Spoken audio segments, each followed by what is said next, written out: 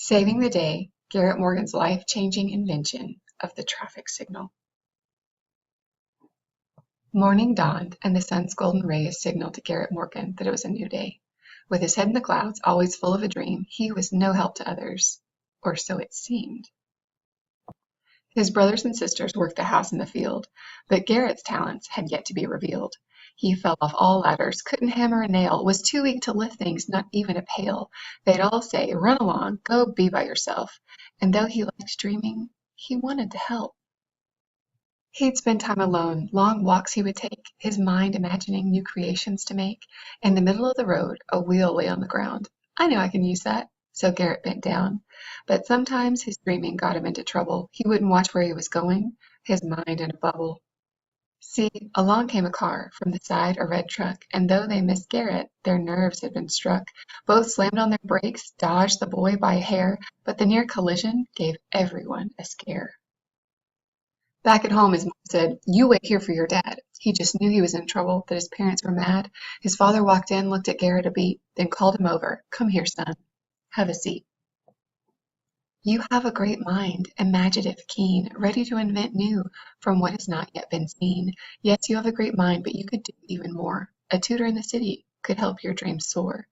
This decision was hard. We don't want you away, but it's for your own good. You'll understand one day." Then Garrett's mother pulled him close, and she said, "But always remember this, son. Keep this in your head. While Ruth's good at fishing and Will likes to bake, Lucille loves the stars and the patterns they make, Frank's good with tools, can fix anything, and Minnie's at her best when she can sing. You too, son, have something that's yours all alone, something to contribute that's just not yet known. All are given a gift, something you cannot learn. It's what you do with the gift that's your gift in return." The city was loud, people everywhere, and cars and horses and bicycles were there, all on the same roads, all at the same time.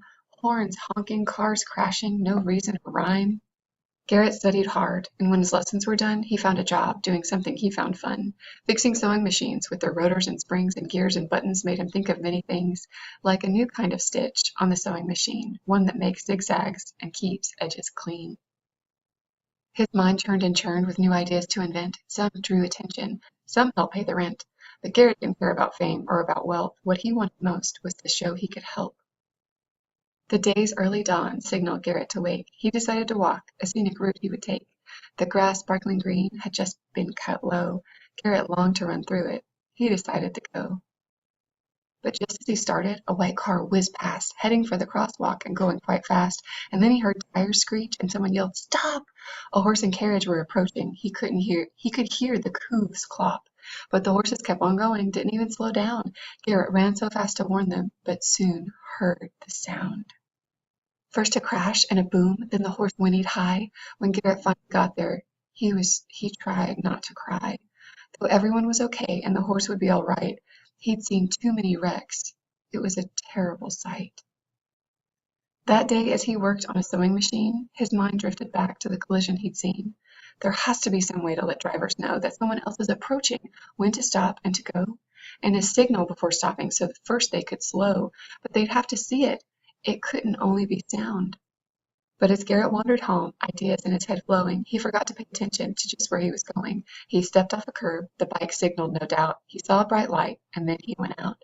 His mind was filled with colorful light, on and then off. What a beautiful sight. The green grass of a field, illuminated by sun, shone bright and invited Garrett to run.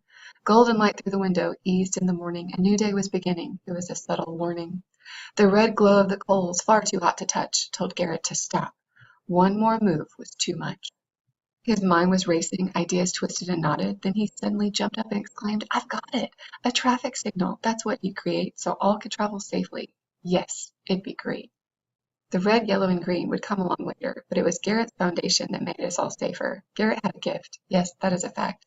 But what meant the most was that he gave it back.